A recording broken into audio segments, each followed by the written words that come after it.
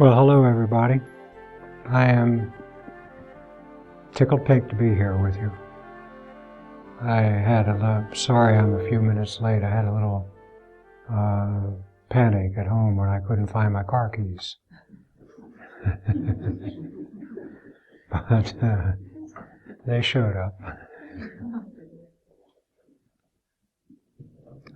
So let me just take a minute here to collect myself.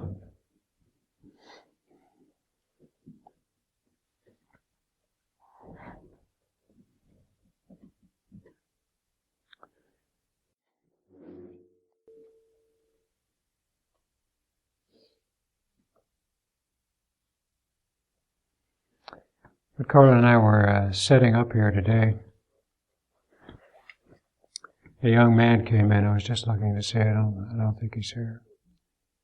A young man came in and asked me what this was all about. He said, "What's this all about anyway?" I said, "Well, it's actually about you." And he said, "Oh, I already know all that," and walked away.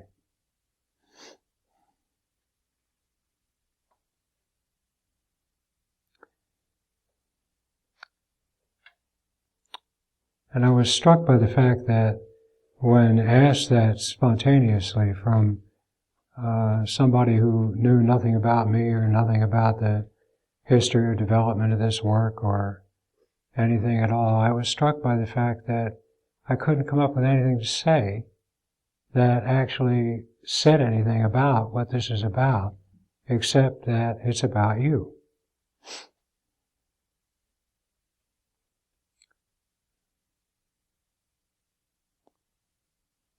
So I'm going to try this evening. I had some ideas about what I was going to do this evening, but whatever they were, what I'm actually going to try to do this evening is tell you what this is all about. Say it to you.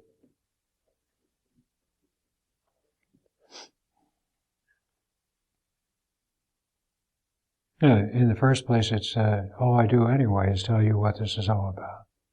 It's all we're going to do probably for the 8 meetings we have here. You tell me and I tell you what it's all about.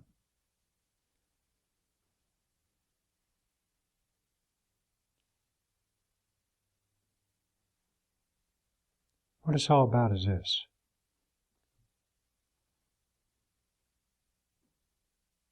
After what so far has been a pretty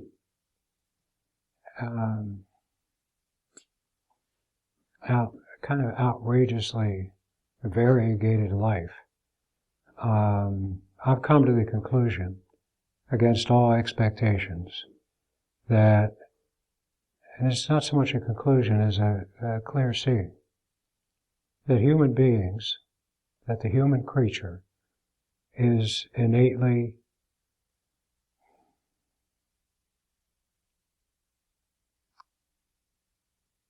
moral and benevolent. That the human being, every human being, is innately moral and benevolent. And yet something happens, and we all get the exact opposite of moral and benevolent. Human beings have become murderous, deceitful, self-hating, destructive, contradictory, greedy, lustful, deceitful, murderous. Did I say that already? Avaricious, narcissistic, crazy people. Not us, of course, but human beings. All we have to do is just read the newspaper, turn on the TV, go anywhere practically, and you see that the history of human development has led us to the point where it really is the truth that we have acquired the capability and the murderous intent to destroy humanity, to make it impossible for humanity to survive for much longer. An innately moral and benevolent creature.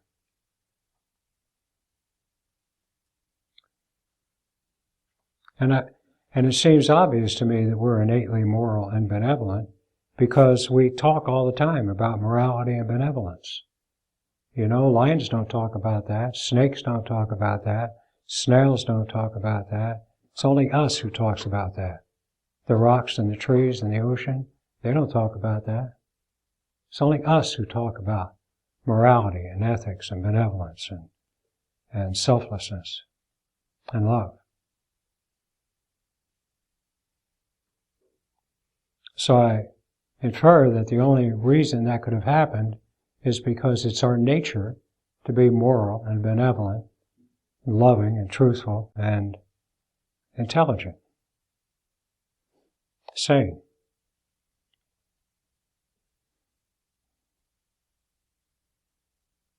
I believe what happened to us as a species, as the individual members of an entire species, I believe that what happened to us is that we were afflicted at some point early in our lives. I don't think there's any,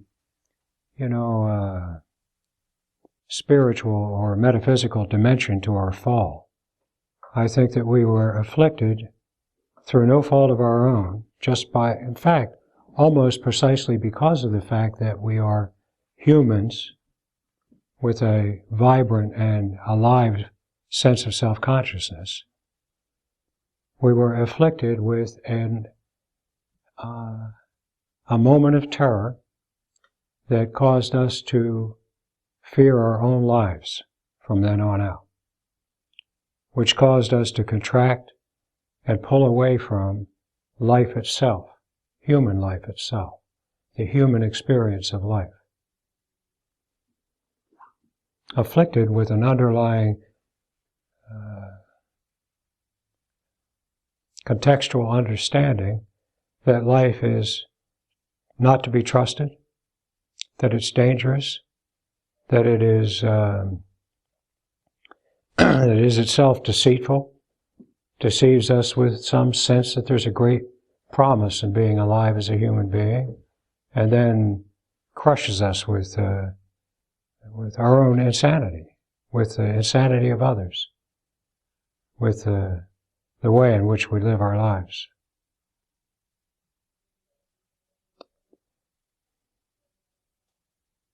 And I believe that that has been the case for human beings pretty much from the beginning, although it's the complexity of the psychological effects of that fear of life have grown over time, over generation after generation, so that we find ourselves in a kind of swamp from which we don't even know we're in. A swamp of insanity, of fearfulness and distrust of our own lives. Convinced that there's something out there that's going to get me unless I figure out something to protect myself from it, or that there's something out there that can give me the true key to happiness and salvation and redemption.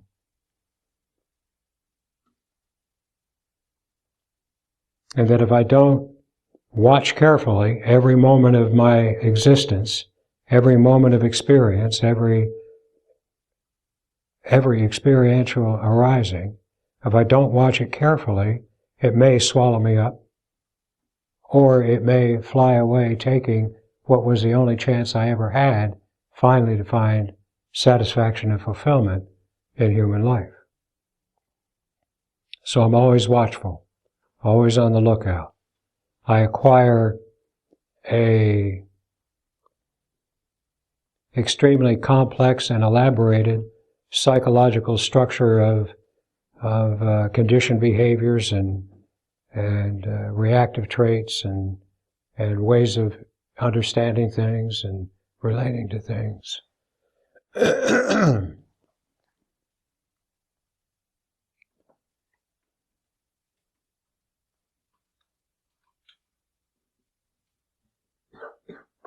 All of which are self-destructive. All of which start with the premise that life itself is the problem that needs to be solved. And we've had, over the years, we've had a lot of people who have come to us and kind of indicated that that might be the case by holding out the promise that there might be something we can do, either something of a psychological or a philosophical or spiritual or a religious nature. There might be something that we could do, surrender to, do, that would finally, once and for all, bring us transcendence from these horrifying lives that we are stuck in and can't escape from. Or bring us the power to transform those lives and turn them into a more suitable vehicle for our journey through time here.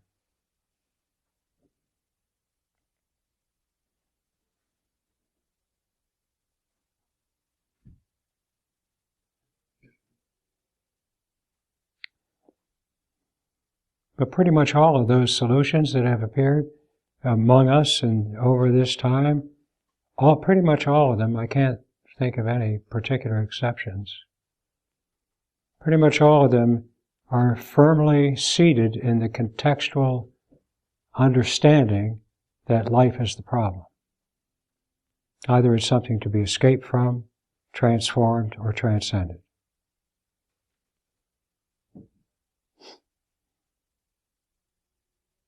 And so we've become very skillful at incorporating the sharpest and clearest and brightest insights into the nature of reality and the nature of human existence, and hijacking them to the purpose that is my only purpose, which is to protect myself from this life.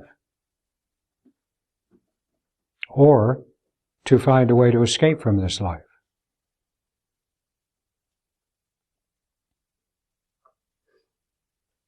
So far, in all the thousands of years that we've been trying, all those thousands of years that we have been trying have brought us to where we are now. On the verge of fulfilling some apocalyptic prophecy about the inherent, the certainty of our extinction, the certainty of our annihilation. So it must be that we're doing something wrong. It must be that we're off on the wrong track somewhere, since every single means that has come before us presenting itself as a solution to the problem of human life itself has failed to solve the problem of human life itself. There may be those among us who have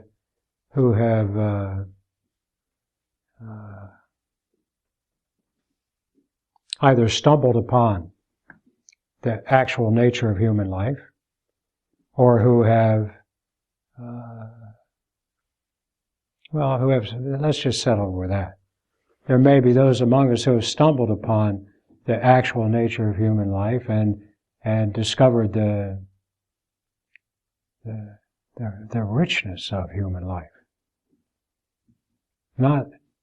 Just as it is. Discovered its richness. Lost the fear of life. But they too seem to have done no good to get for the rest of us. There's 7 billion of us. I hear that just happened the other day. There are 7 billion of us on this planet. 7 billion.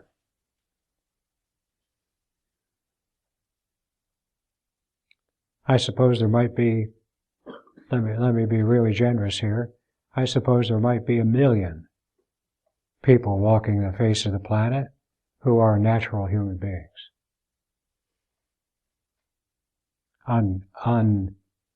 unafflicted with the fear of life. Drop in the bucket.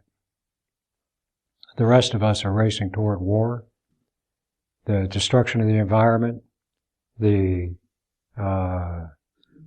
gathering together of all the wealth that possibly can be gathered together, the impoverishment of the majority, and all the other wondrous things that we love to do as human beings.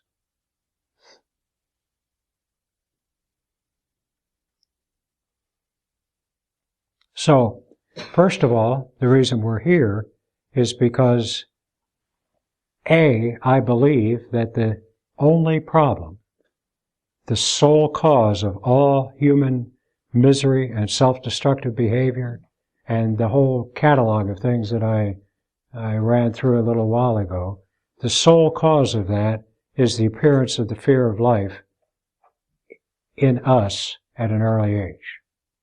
And that the appearance of the fear of life has created the entire structure of neurotic, self-destructive, useless, insane ways in which we relate to each other, relate to ourselves, and relate to the world in general. I also believe that we have discovered the one simple act that actually does away with the problem, the fear of life.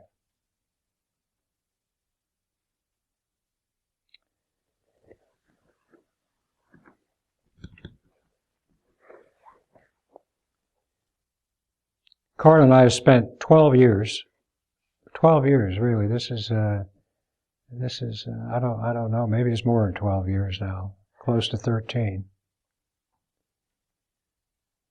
12 years, pretty quiet, traveling around talking to people in the beginning, talking to people online for the last couple of years, and also talking to people in person in events like this. And that whole time, that whole 12-year period, up until 1 year ago, at the last retreat here in Ojai, that entire time, what my experience of what we were doing was that I was trying to find some way. I knew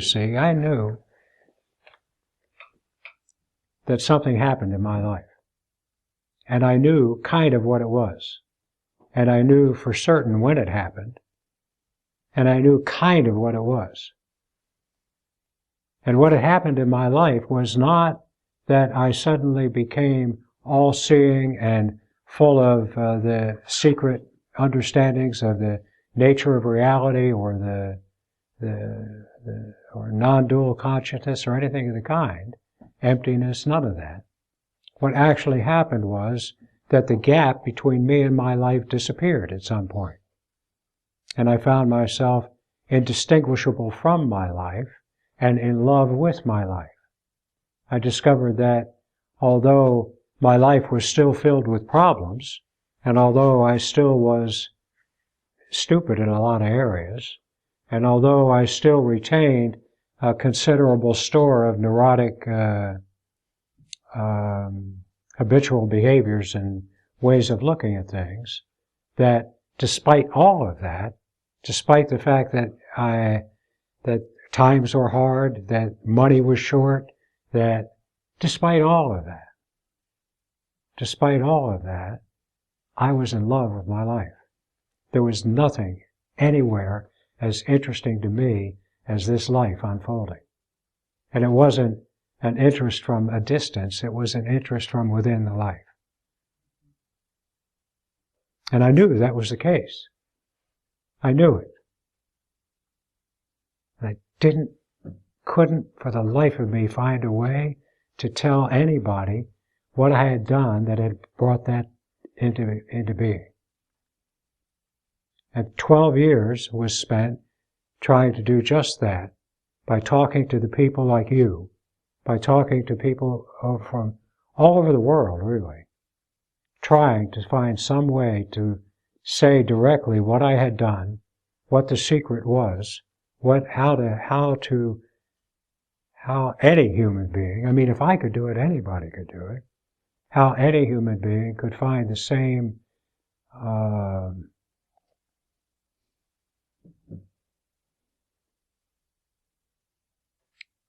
wonder that had come to me.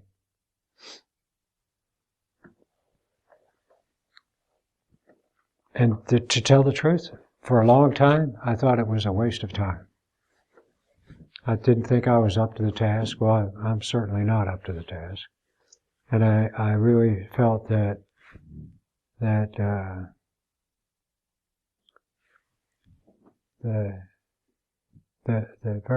very vocabulary that I had to use, the whole contextual understanding that I was speaking from, everything that I had at my disposal to try to communicate this was dumb.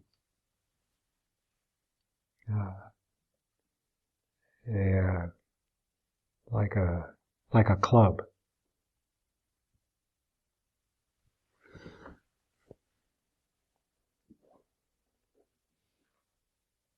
But we continued to try, and during pretty much that entire 12-year period, we did very little to call attention to ourselves.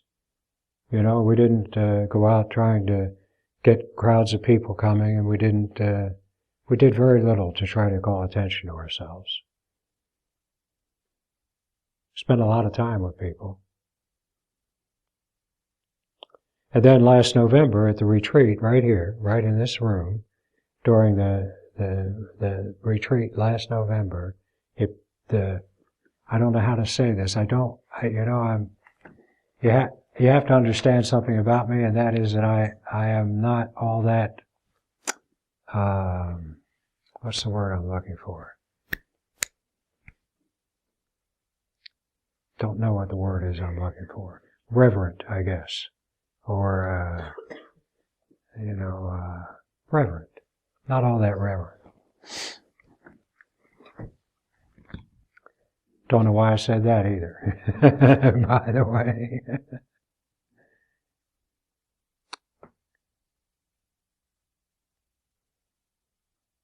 Because this sounds like I'm saying something reverent, but I'm really being kind of ironic. It was like the clouds parted and the sun broke through. And I mean, really, it was that powerful a development, an event, an occurrence. It's like the clouds parted and the sun broke through.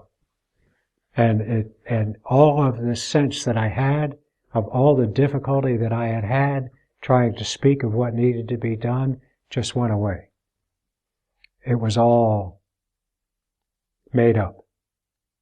There's nothing difficult at all about this, and there's nothing difficult at all about speaking about it, and there's nothing difficult at all about doing it. Really, nothing. So since then, since last November, things have changed with us.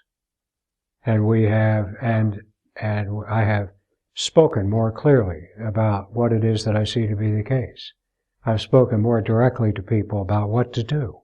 What can you do? You can do this. This is what you can do. And in the course of and I have also written some things, like trying to present what it is that I feel to be the case in a way that's understandable by anybody, in a way that they can see whether it makes sense, whether it's coherent, whether it's human, or whether it's just more mumbo jumbo. And the response to what has happened over the past year has been quite amazing, really. We always, or for the last few years, when we have focused on working online, with online meetings and things of that nature, podcasts and so forth, we have had more and more people from all over the world come and speak with us and talk to us and take part in this with us. And since in recent days, the response to what we have put out there has been quite astonishing, really. People hear this and respond to it. People hear this and do it. People hear this and find that human life is the most interesting thing imaginable, the most satisfying thing imaginable. That there is no, that the whole effort to escape from or transform or transcend human life is itself predicated on the false and insane idea that life is the problem. That life is the problem.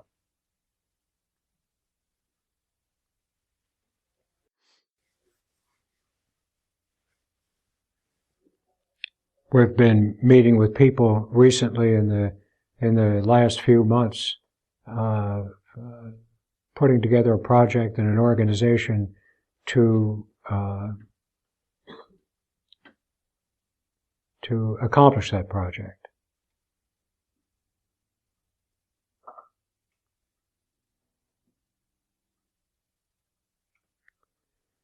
And now I'm here with you.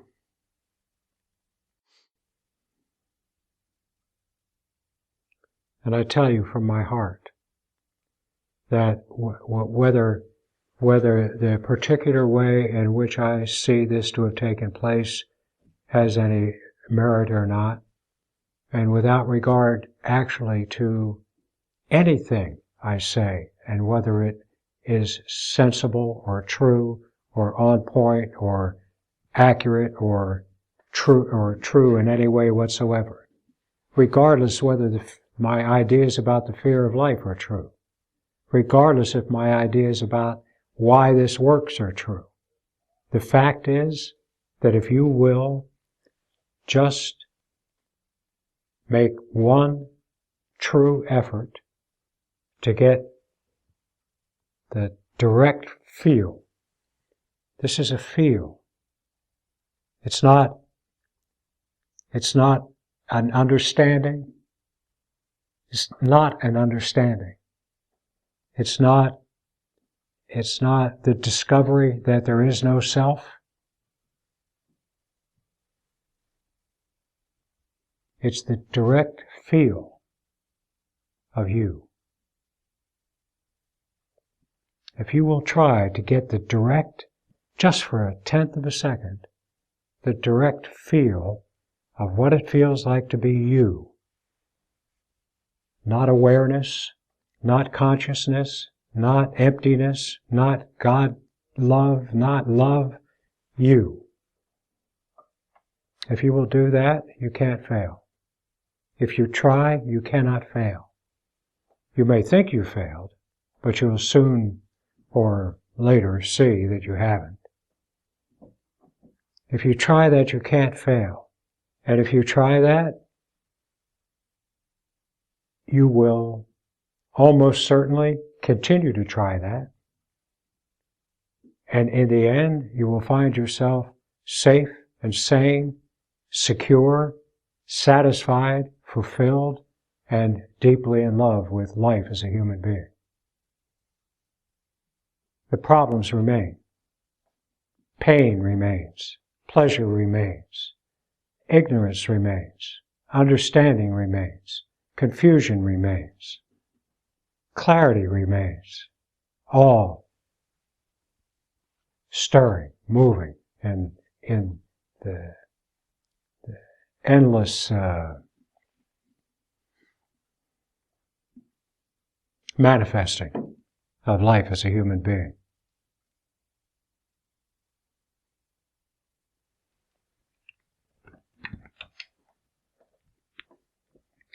So, what I kind of want to do this few days that we're going to be together here is, first of all, tomorrow I want for everybody who is present here including me and Carla and the dog and anybody else that's around. I want to see if I cannot show you directly what it is to get a feel for what you feel like. Show you directly tomorrow morning. I want to start with that. Even if you've been with us for years, even if you just stumbled in off the street, I want to start with that, because the truth of the matter is that that act is all that matters here. No matter what else we do here, and no matter how in love we get with the way things unfold in this time together, that act is the only thing that counts. The rest of it is the discussion that swirls around it. The act is all there is. So we're going to start there.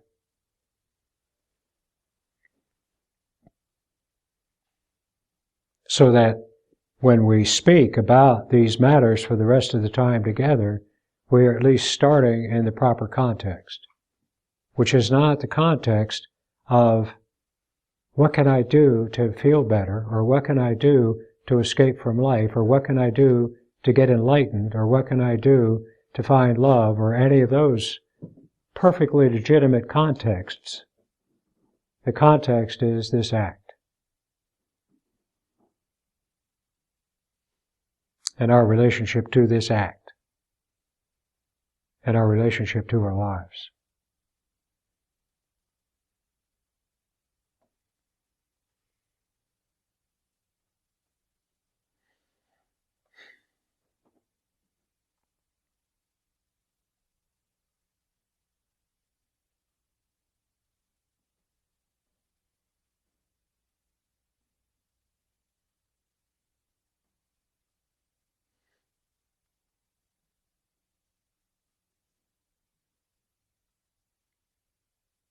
I don't want to start there tonight because it's never the case that everybody arrives on Friday night. But tomorrow morning, be here on time.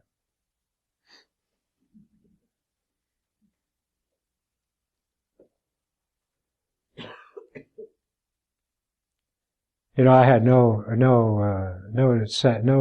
intent whatsoever to do what I just did and to say what I just said when I woke up this morning and looked forward to this. But there you go.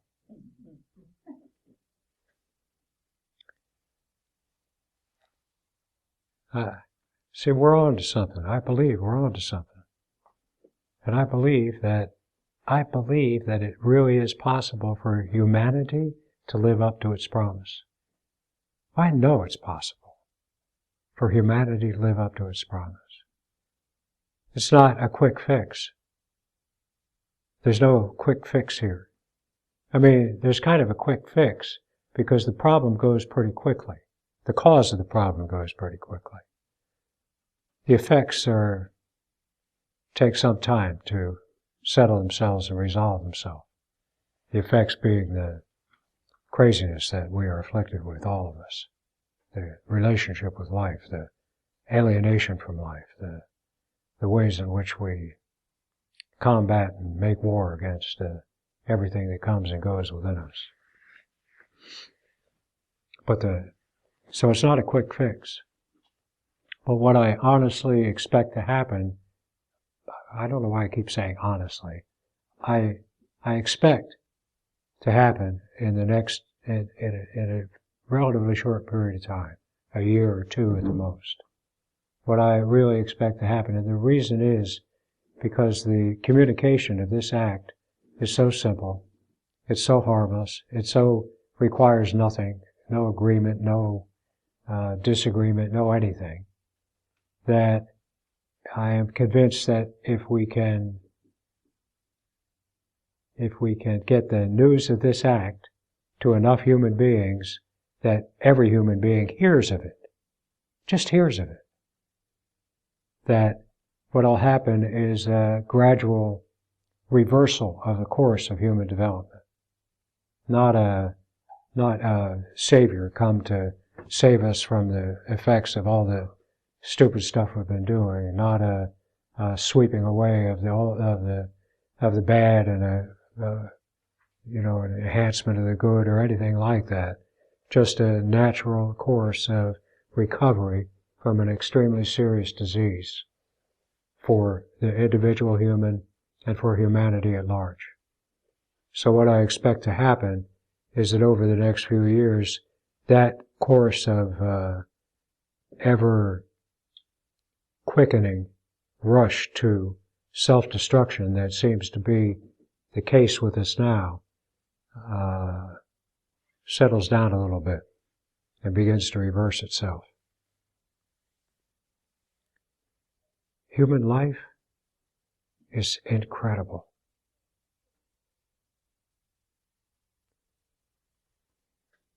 Human life is incredible. Not to be wasted on stupid stuff.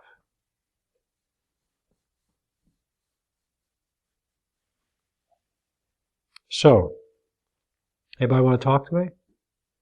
I'm happy to talk to somebody if you want to talk to me now. I think I'm pretty much done. Of course, you never know with me.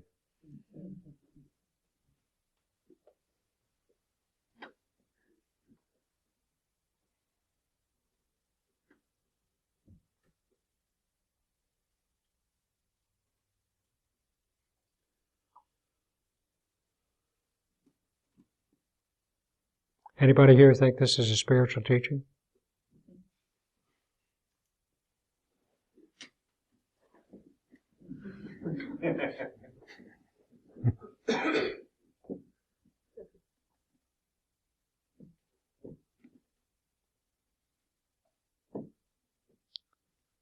Okay?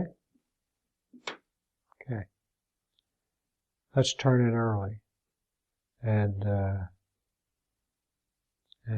see you tomorrow morning.